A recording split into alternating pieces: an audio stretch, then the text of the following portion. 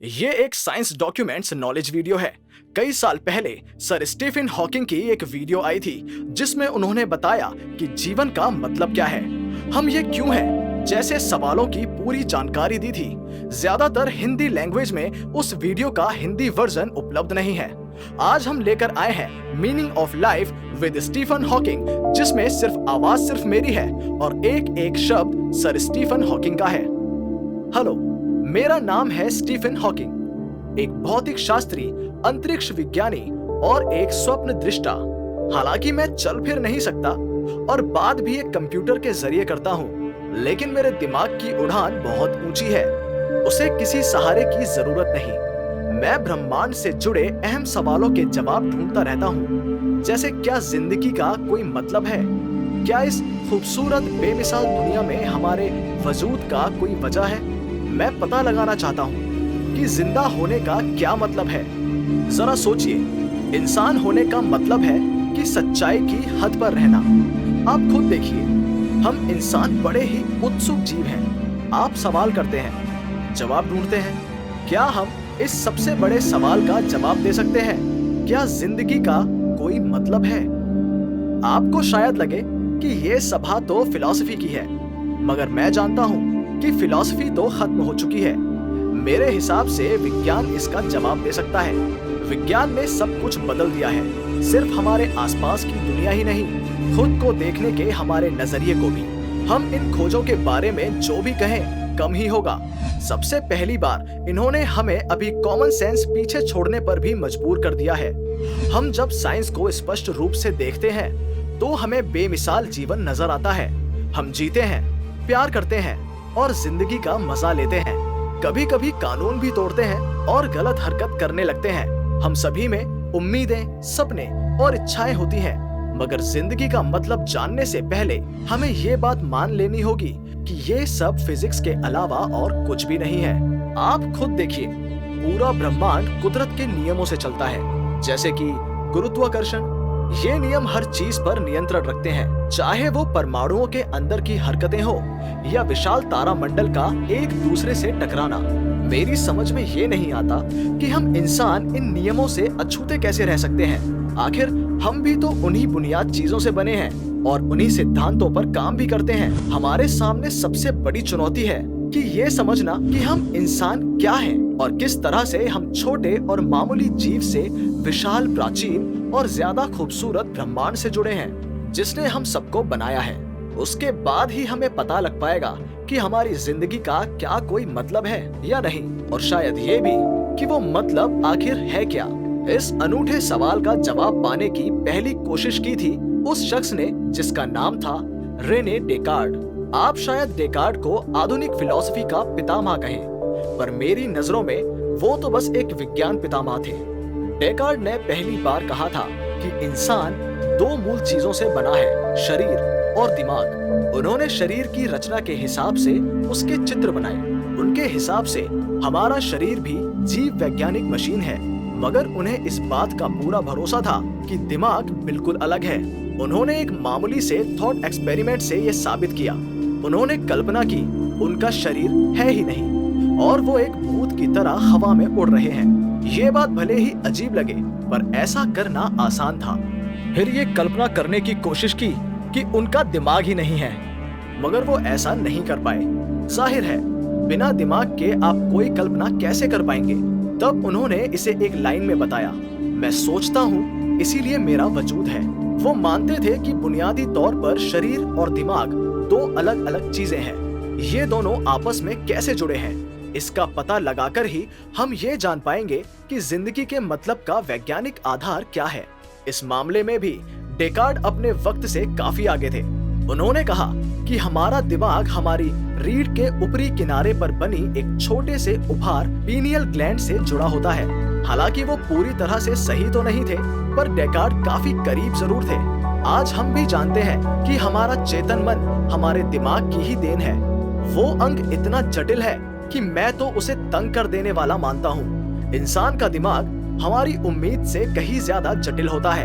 अगर ये ऐसा नहीं होता तो हम शायद कुछ समझ भी नहीं पाते। उसके अंदर भी उतने ही ब्रेन सेल्स होते हैं जितने की हमारी आकाशगंगा में तारे हैं। 1000 करोड़ थोड़ा बहुत आगे पीछे हो सकता है। जब ये आपस में जुड़ जाते हैं तब हमारे ब्रह्मांड के तारा मंडलों से कहीं ज्यादा कनेक्शन बन जाते हैं। आप शायद ये भी कहें कि दिमाग का अध्ययन करना न्यूरोसाइंस का काम है, मगर चूंकि दिमाग भी इलेक्ट्रोमैग्नेटिज्म जैसे ही बुनियादी बलों पर ही काम करता है, इसीलिए सोच की फिजिक्स की बात हो जाती है, तेज जटिल फिजिक्स की। एक फिजिसिस्ट होने के नाते मैं इंसान के दिमाग को भी ब्रह्मांड के एक सबसे अनोखी रचना मानता हूँ। अगर हम ये जान लें कि हमारा दिमाग किस तरह से ब्रह्मांड को समझता है, तब हम ये भी पता लगा लेंगे कि क्या इसका कोई मतलब भी है।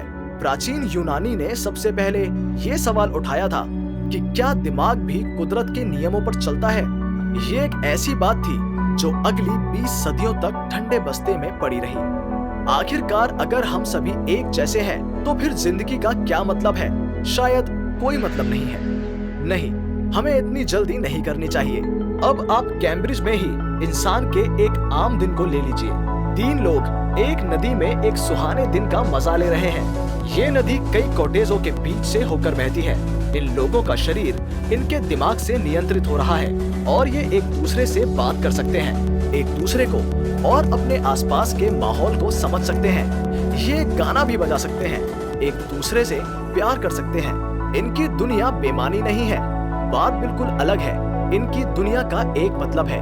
इनके लिए तो एक दूसरे को देखना भी एक मतलब रखता है, इस हद तक कि लोग लापरवाह भी हो जाते हैं। वो मतलब कहाँ छुपा है, इसका पता लगाना शायद विज्ञान के लिए मुश्किल है, पर इसका मतलब ये भी है कि हमें ये भी समझना होगा कि हमारे अंदर चेतना क्यों है। ऐसा भी आया विज्ञान का एक सबसे बड़ा सिद्धांत क्रम, विकास का सिद्धांत। हम ये तो जानते हैं कि पृथ्वी का हर चीज बड़े जटिल मॉलिक्यूल्स अमीनो एसिड से बना है। जब ये मॉलिक्यूल एक दूसरे से बेदर्दी से टकराया, तब बना पहला जीव। कई 100 करोड़ साल के दौरान उन जीवों का विकास हुआ और आखिर में बने कई कोशिकाओं वाले दिमाग वाले जीव। जटिल जीवों को दिमाग चाहिए, जो कि उसकी मदद से ही बहुत ज्यादा से ज्यादा जानकारी को प्रोसेस कर सकते हैं और अपने आसपास की दुनिया के लिए प्रतिक्रिया करते हैं और आगे की सोचते हैं। जो जीव अपने माहौल को जितना ज्यादा जानता है, वो उतना ही ज्यादा कामयाब होता है। आखिरकार चेतना इतनी विकसित हो गई कि हर जीव खुद को समझने लगा। हम भी वही हैं, खुद को जानने वाले जीव, जिसे विकास ने चेतना की शक्ति दी है। मगर ऐसा कैसे हो सकता है? एक बायोलॉजिकल ढांचा आखिरकार कैसे सोच सकता है, महसूस कर सकता है या किसी बात को मतलब दे सकता है? इस सवाल का जवाब इतना आसान नहीं है, मगर चेतना के विकास से जुड़े कई सिद्धांत तो हैं। 1970 के दशक में एक मैथमेटिशियन जॉन कन्वे ने कैम्ब्रिज में ही अनजाने में बड़ी खोज कर दी थी। उन्होंने गेम ऑफ लाइफ नाम का एक मामूली सा सिमुलेशन बनाया, जिससे पता लगता था कि दिमाग जैसी एक जटिल चीज भी है, किस तरह से कुछ बुनियादी नियमों से चलती है। उस सिमुलेशन में एक ग्रेड थी जो शतरंज के बोर्ड की तरह चारों दिशाओं में दूर दूर तक फैली रहती थी। उस ग्रेड का हर चौखाना या तो रोशन था, जिसे वह जिंदा कहते थे, या उसमें अंधेरा था, जिसे वो मुर्दा कहते थे। कोई भी चौखाना जिंदा है या मुर्दा, ये तय होता था उसके आसपास के 8 खानों में होने वाली हरकतों से। मिसाल के तौर पर अगर इस जिंदा चौखाने के आसपास कोई और जिंदा चौखाना नहीं होगा, तो नियम के मुताबिक माना जाता था कि ये भी अकेलेपन से मुर्दा हो जाएगा। अगर एक जिंदा चौखाने के आसपास 3 से ज्यादा जिंदा चौखाने होते थे, तो वे भी ज्यादा भीड़ की वजह से मर जाएगा। लेकिन अगर एक मुर्दा चौखाने के आसपास 3 जिंदा चौखाने हैं, तो वो भी रोशन हो जाएगा, उसका जन्म होगा। अगर हम रोशन या जिंदा चौखाने का एक सेट लें और ये शुरू कर दें, तो उससे ये तय होगा कि भविष्य में क्या होगा। नतीजे चौंकाने वाले थे। जब ये प्रोग्राम चला, तो अलग अलग आकार अपने आप बनने और खत्म होने लगे। कई आकार के एक दूसरे से टकराते ग्रिड के पार जाने लगे, मगर कई चीजें, कई प्रजातियां ऐसी थी जो आपस में संपर्क में थी। कुछ तो अपनी संख्या भी बढ़ा रही थी, जैसे असली दुनिया में जो बच्चे जन्मते हैं। जब ये जटिल गुण बड़े ही बुनियादी नियमों से पैदा होते हैं, जिनमें चल या प्रजनन की बात तक नहीं होती, हम ये मान सकते हैं कि गेम ऑफ लाइफ जैसी कोई चीज सिर्फ कुछ बुनियादी नियमों के सहारे बड़े ही जटिल गुण पैदा कर सकती है। शायद बुद्धि भी हो सकती है, कि उसके लिए हमें ऐसी ग्रेड की जरूरत हो जिसमें कई 100 करोड़ चौखाने हो, पर ऐसी ग्रेड मुमकिन है। हमारे दिमाग में भी तो कई हजार करोड़ कोशिकाएं हैं। इस लिहाज से तो मुझे तो यही लगता है कि इंसान का दिमाग जो मतलब पैदा कर सकता है वह एक विशाल, एक बड़े जटिल सिस्टम से पैदा होते हैं और वह बड़े ही मामूली नियमों से चलते हैं। इसका मतलब है डेकार्ट सही थे, शरीर और दिमाग अलग है। शरीर और दिमाग भौतिक चीजों से बने हैं। दिमाग उस लगातार बदलती चीज की ही देन है। हमारा शरीर हार्डवेयर है, हमारा दिमाग सॉफ्टवेयर। वैसा ही सॉफ्टवेयर जिससे मैं आपसे अपनी बात कह पा रहा हूँ। मगर इससे एक समस्या खड़ी होती है, हमारी इच्छा की समस्या। जब मैं छोटा था तब मेरे पिताजी मुझे डॉक्टर बनाना चाहते थे, मगर मैंने फिजिक्स पढ़ना पसंद किया। अब लगता है कि मेरा फैसला सही था, क्योंकि अब जो स्थिति है उसमें तो मैं बड़ा ही बुरा डॉक्टर साबित होता। मतलब मैंने सही फैसला लिया था, या फिर ये मेरी पसंद थी ही नहीं। शायद मैं अपनी इच्छा को लेकर भ्रम में हूँ। बात यह है कि अगर मेरा दिमाग कुदरत के सख्त नियमों से चलता है तो जाहिर है कि मैंने जो रास्ता चुना था वो पहले से तय था। सच तो ये है कि वैज्ञानिकों ने ये पता लगा लिया है कि हम जो भी फैसले लेते हैं उनके ऊपर कई चीजों का असर होता है, जैसे कि बिजली। आप शायद मेरी बात का बुरा नहीं मानोगे। अब मान लीजिए कि हम एक सर्जरी देख रहे हैं जिसे अब अवेक ब्रेन सर्जरी कहते हैं। इससे स्नायु की बीमारियां ठीक की जाती हैं।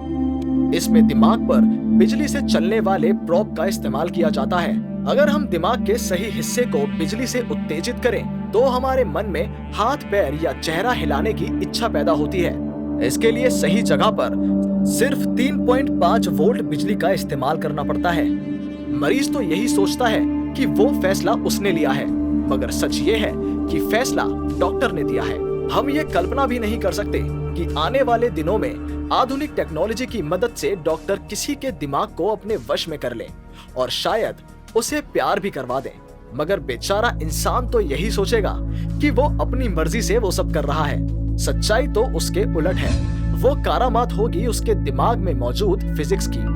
बहुत से लोगों को ये सोच ही डरावनी लगती है, क्योंकि वो मानते हैं कि इससे हमारी इंसानियत खत्म हो जाएगी और हम न सिर्फ एक मशीन बन जाएंगे बल्कि ऐसी मशीन बन जाएंगे जो बुरी ताकतों के हाथों की कठपुतली होंगी।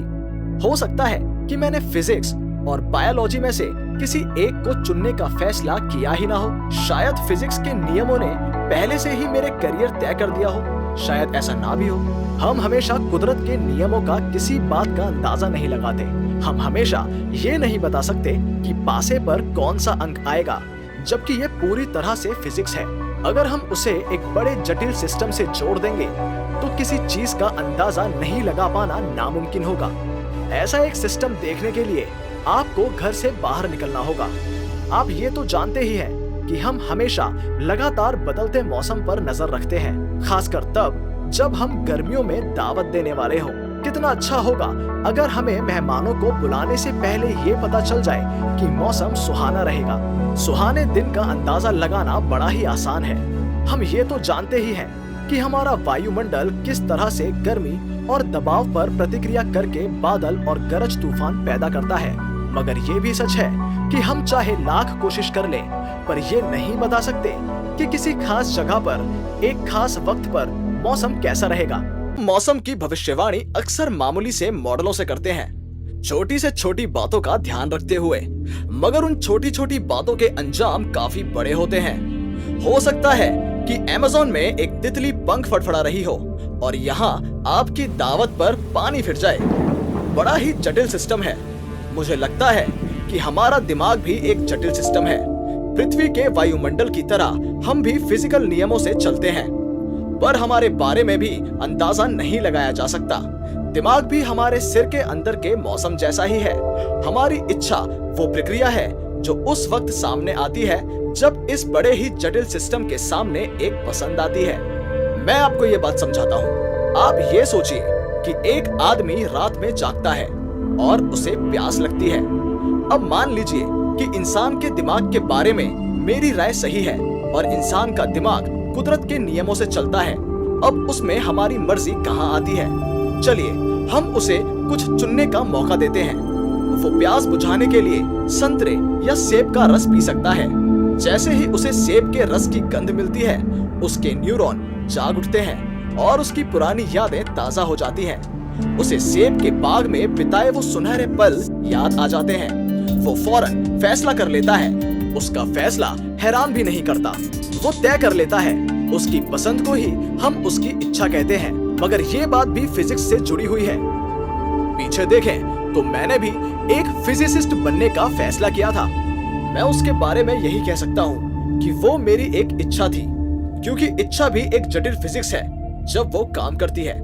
जब हम कोई फैसला करते हैं, लेकिन अगर आपकी पसंद सिर्फ फिजिक्स है, तो कहीं ऐसा तो नहीं कि हम खुद भ्रम में हैं और जिंदगी का कोई मतलब ही नहीं है। इसका जवाब पाने के लिए हमें और गहराई में जाना होगा और कुदरत की सच्चाई पर भी सवाल उठाने होंगे। हम में से ज्यादातर लोग सच्चाई के बारे में एक आम धारणा रखते हैं। हमारे आसपास की दुनिया हमारे सहारे नहीं है। उनमें कई ऐसी अश्लील चीजें हैं जो असल में वहां है। मगर विज्ञान हमारी इस बुनियादी राय से भी पर्दा हटाने की कोशिश कर रहा है और वो जिंदगी का मतलब जानने की कोशिश कर रहा है। अब इस छोटी सी लड़की को ही ले लीजिए, जो मोन्जा इटली के एक भीड़ भरे बाजार में घूम रही है। उसके लिए हकीकत है आवाज, रंग, स्वाद और गंध, जो आधारित है उन जानकारियों पर जो उसकी इंद्रियां उसके दिमाग को भेज रही हैं। अगर हम ये मान लें कि दिमाग भी हमारे सिर के अंदर एक मौसम व्यवस्था जैसा ही है जो फिजिक्स से चलता है, पर उसका अंदाजा नहीं लगाया जा सकता, इससे सच्चाई अपने आप ही टूटने लगेगी। वो सबके लिए अलग अलग होती है। मेरे लिए जो हकीकत है वो शायद आपकी या इस मछली की ना हो। इसकी हकीकत तो इस गोल्डफिश बाउल तक ही सीमित है, हर चीज बंद और ढकी हुई। मोन्जा में लोगों को लगा कि बेचारी मछली को ऐसी सच्चाई के बीच रखना सही नहीं है, इसीलिए यहाँ गोल्डफिश बाउल इस पोल पर पाबंदी लगा दी गई। एक वैज्ञानिक के तौर पर मेरी राय यही है कि ऐसे नियम सही नहीं है। अगर एक गोल्डफिश का नजरिया हमारे नजरिए जैसा नहीं है, तो इसका मतलब ये है कि वो एक धूमिल सच्चाई में रह रही है। अब मान लीजिए कि ये गोल्डफिश है, जीनियस है, हालांकि वो इस दुनिया को वैसे नहीं देख पाती जैसे हम देखते हैं, फिर भी कुदरत के नियमों से चल सकती है। उस धूमिल नजरिए का हिसाब लगाने का मैथमेटिक्स बड़ा ही अलग होता है, पर फिजिक्स तो वही रहेगी। अगर ये मछली इतनी समझदार है कि ये अंदाजा लगा सके कि पुलिस वाले की मोटरसाइकिल किस रफ्तार में चल रही है, तो वो सही दिशा और निकल भागने का सही वक्त और पता का भी अंदाजा लगा सकती है। मुझे नहीं लगता कि एक सच्चाई दूसरे से बेहतर होती है। इसका मतलब है कि सच्चाई देखने वाले के दिमाग में होती है। जब हम इसके बारे में सोचते हैं तो लगता है कि हमारा नजरिया पूरी तरह से सही नहीं है। हमें तो यही लगता है कि इंसान की आंखें हमारे आसपास की दुनिया को अच्छी तरह से देख लेती हैं, मगर हमारी ये सोच भी सही नहीं है। हमारी आंखें एक बहुत छोटी सी जगह कोई अच्छी तरह से देख पाती हैं, हाथ भर दूर हमारे अंगूठे के बराबर की जगह को। हमारी आंखें हमारे दिमाग की ऑप्टिक नर्व को बिजली के सिग्नल भेजती है। जहां ये नर्व हमारी आंखों से जुड़ती है, उस जगह का मतलब है कि हमारी आंखों में ब्लाइंड स्पॉट होते हैं, मगर हम दो ब्लैक होल से अपनी धुंधली दुनिया को नहीं देख सकते। इसकी वजह है हमारा एक बेहतरीन अंग जिसे दिमाग कहते हैं। हमारा दिमाग सभी दरारें भर देता है और आंखों से आने वाले मामूली से सिग्नल को बाहर की दुनिया के 3 डायमेंशनल मॉडल में बदल देता है। हम इन्हीं मानसिक मॉडलों को सच्चाई कहते हैं। मगर ये बात जानकर हम जिंदगी का मतलब समझने के और कितना करीब पहुंचेंगे। देखिए, पहले तो ये एक बुरी खबर लग रही थी। अगर सच्चाई भी हर इंसान के दिमाग में बना एक मॉडल ही है, तो फिर वह मतलब कहां से मिलेगा? इसका मतलब है कि दुनिया में सच्चाई जैसी कोई चीज ही नहीं है। ये बात भले ही अजीब लगती हो कि सच्चाई के बारे में हमारी राय पर शक करना सही है, मगर मुझे लगता है कि जिंदगी का मतलब जानने के लिए हमें इस सवाल का जवाब ढूंढना ही होगा कि स्वतंत्र सच्चाई है भी या नहीं। चलिए, अब हम एक विज्ञान कथा फिल्म का एक माहौल ले लेते हैं। हमारे आसपास की दुनिया असल में किसी आला दिमाग की बनाई एक बहुत बड़ी व्यवस्था है। एक विशाल सुपर कंप्यूटर हमें हर तरह की इंद्रियां देता है, जिससे हम देखते, सुनते या महसूस करते हैं। मगर सच तो ये है कि हमारे पास इंद्रियां हैं ही नहीं, हमारे शरीर का वजूद नहीं है। हम सिर्फ एक मर्तबान में बंद दिमाग जैसे हैं। ये बात भले ही अजीब सी लगती हो, पर ये एक वैज्ञानिक सिद्धांत है, सिमुलेशन की थ्योरी। अब हम इतना जानते हैं कि हम जो भी सच्चाई देखते हैं वो हमारे दिमाग में एक बेहद शक्तिशाली सुपर कंप्यूटर से दी गई है, और वो सिमुलेशन इतना सटीक होता है कि हमें उसका अंदाजा भी नहीं होता। मगर अब सुनिए असली बात, इससे खास फर्क नहीं पड़ता। डेकार्ट की बात सही थी, हम सोचते हैं इसीलिए हमारा वजूद है। ये हैमबर्गर भी शायद एक कंप्यूटर कोड से ज्यादा कुछ नहीं है, मगर उसे खाने का मन हमारी इच्छा है। अभी भूख महसूस होती है, हम भले ही सिमुलेशन में हो पर हमारा दिमाग नहीं है। इसीलिए सच्चाई की असलियत पर शक करने से कुछ नहीं मिलने वाला। हमें ये मान लेना चाहिए कि हम जो भी जानते हैं उसकी कुछ बुनियादी सीमा है। मिसाल के तौर पर ये टेबल ले लीजिए। हमें ये कैसे पता लगेगा कि जब हम बाहर हैं तब ये टेबल कमरे के अंदर ही है, जबकि हम उसे देख भी नहीं सकते।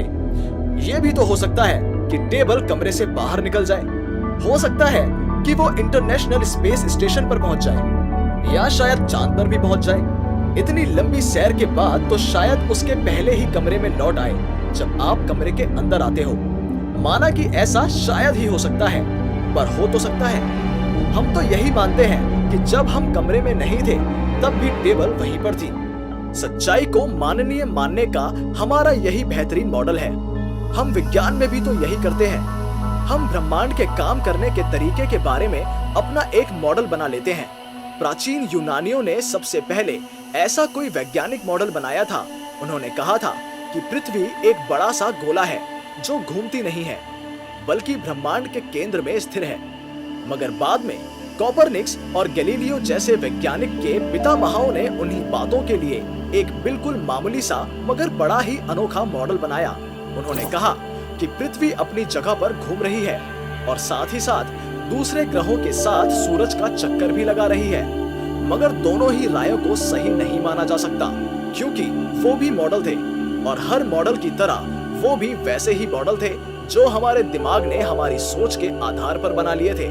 सच तो ये है कि हम फिजिसिस्ट हमेशा ऐसे मॉडल बनाते रहते हैं, मगर उन मॉडलों की सच्चाई को साबित कर पाना नामुमकिन है। इसका अन्य अच्छा उदाहरण मिला 1960 के दशक में, जब फिजिसिस्ट ने बेहद छोटे छोटे कणों का यानी क्वार्क्स का एक सिद्धांत दिया। उनका कहना था कि इन क्वार्क्स से ही बेहद छोटे कण प्रोटॉन बने हैं। उन सिद्धांत या मॉडल के मुताबिक ये क्वार्क्स एक बल के जरिए एक दूसरे से जुड़े रहते हैं, और उन्हें अलग करने की जितनी ज्यादा कोशिश की जाती है वो बल बढ़ता जाता है, मानो वो क्वार्क्स छोटे छोटे रबड़ बैंड से बंधे हो।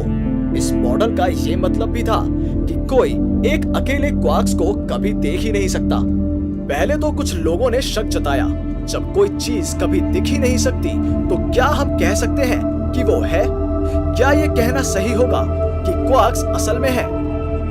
स्विट्जरलैंड के CERN में मौजूद एक विशाल पार्टिकल एक्सेलरेटर की मदद से वैज्ञानिक उनको क्वार्क्स और दूसरे सूक्ष्म कणों का पता लगाने में जुटे हैं।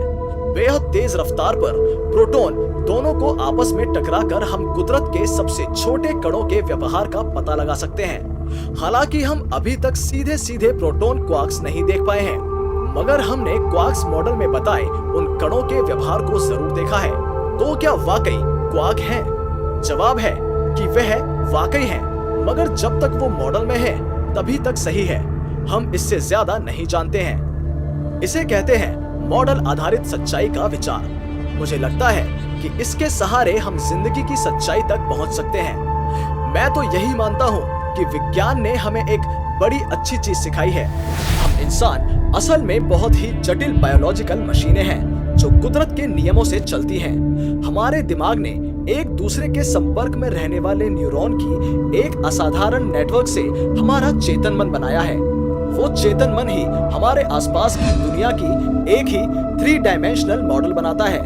एक ऐसा मॉडल जिसे हम सच्चाई कहते हैं, मगर सच्चाई उतनी नहीं है जितनी हम रोजमर्रा की जिंदगी में अपने आसपास देखते हैं। जमीन और अंतरिक्ष में लगी दूरबीनों की एक श्रृंखला ने हमारी इंद्रियों को नई ऊंचाइयां दी हैं, और उनकी मदद से हम गहरे अंतरिक्ष में झांककर पहले से कहीं ज्यादा बड़ा मॉडल बना सकते हैं। हम जैसे जैसे ब्रह्मांड की गहराइयों में झांकते गए, हमारी सच्चाई भी लगातार बड़ी से बड़ी होती गई। एक वक्त पर हम जहां आसमान में कुछ दरारें देखते थे, वहां अब अपने सूरज जैसे तारे देख रहे हैं, जिनमें से कई के अपने ग्रह और चांद हैं। फिर दूर दराज के तारामंडल दिखे, जिनमें और कई सौ करोड़ तारे थे। हमने अपना अतीत भी जाना है और ब्रह्मांड के जन्म को भी देखा है। ये सब हमारे ब्रह्मांड का 1370 करोड़ साल पुराना इतिहास हमारे दिमाग में एक मॉडल की तरह कैद है। मगर जिंदगी का मतलब ढूंढने की ये कोशिश हमें कहां ले जाएगी? इसका जवाब मेरी नजरों में बिल्कुल साफ है। वो मतलब भी असल में सच्चाई के उस मॉडल का ही एक हिस्सा है जिसे हम अपने दिमाग में बनाते हैं। अब इस माँ और बच्चे को ले लीजिए। ये दोनों अपने अपने चेतन मन में सच्चाई का अपना अपना मॉडल बनाते हैं। बच्चा अपने आसपास की जगह का मॉडल बड़ी बारीकी से बनाता है, मगर वो शायद ये नहीं जानता कि वो अभी 5वीं मंजिल पर है। माँ का दिमाग भी सच्चाई की एक तस्वीर बनाता है। उसके लिए तो अपने बच्चे के लिए उसका प्यार उतना ही सच्चा है जितना कि उसके हाथ में मौजूद फोन। ये भी कह सकते हैं कि हमारा दिमाग सब सच्चाइयों का अंदाजा नहीं लगा सकता। वो हमारी भावनाओं और मतलब का ही अंदाजा लगाता है। प्यार और सम्मान, सही और गलत, ये सब उस ब्रह्मांड का हिस्सा है जिसे हमने अपने दिमाग में बनाया है। वैसे ही जैसे वो टेबल, ग्रह या एक तारामंडल। ये बड़ी अनोखी बात है कि हमारा दिमाग, जो असल में कणों का एक संग्रह है, वो फिजिक्स के नियमों से चलता है। और वो न सिर्फ सच्चाई का अंदाजा लगाता है, बल्कि उसे मायने भी देता है। जीवन का अर्थ वही है जो आप इसे देना चाहते हैं। मुझे तो यही लगता है कि हम सभी ब्रह्मांड के मायने दे रहे हैं। खगोल शास्त्री कार्ल सैगन ने एक बार कहा था, हम सभी ब्रह्मांड का ही एक रूप हैं। जीवन का मतलब सिर्फ हमारे दिमाग की हदों में ही रह सकता है। हम ये भी कह सकते हैं कि जिंदगी का मतलब कहीं और नहीं, हमारे दिमाग में छिपा है। इस लिहाज से कई मायनों में हम सबसे बड़े रचयिता हैं। तो दोस्तों, कैसी लगी आपको हमारी ये जानकारी? हमें कमेंट सेक्शन में जरूर बताएं। और अगर अभी तक आपने हमारे YouTube चैनल को सब्सक्राइब नहीं किया है तो इसे सब्सक्राइब जरूर करें। तो दोस्तों, मिलते हैं विज्ञान के एक और दिलचस्प टॉपिक को साथ लेकर अगले एपिसोड में। तब तक के लिए नमस्कार।